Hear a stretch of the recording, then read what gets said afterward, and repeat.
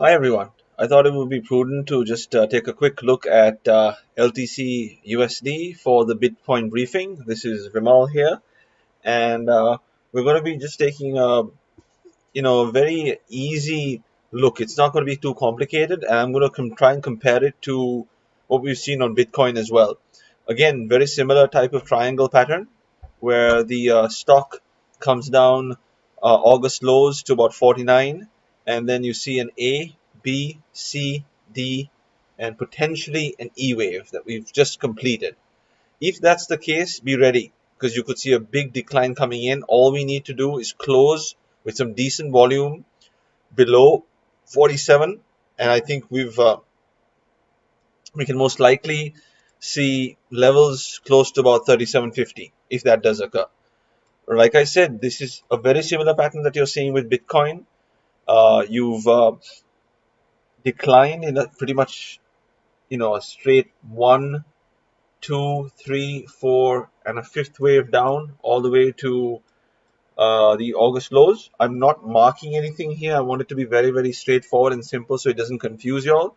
But if you look at the 4-hour chart, or even the daily chart for that matter, you will see that forget about everything here. I don't want to get into that right now. Just concentrate on what we're seeing, which is a 1, 2, 3, 4, 5. And then we see a potential triangle pattern, which is a running triangle where B wave is lower than the origin of A. So it's A, B, C, D, E. And you'll notice that this trend line here, which I've drawn in light green, pivot, pivot, pivot, pivot, and again, resisted there as well. Any close below 47, I would say is game on for a decline. Any rally above 56, 66, in my opinion, will only serve to delay the inevitable.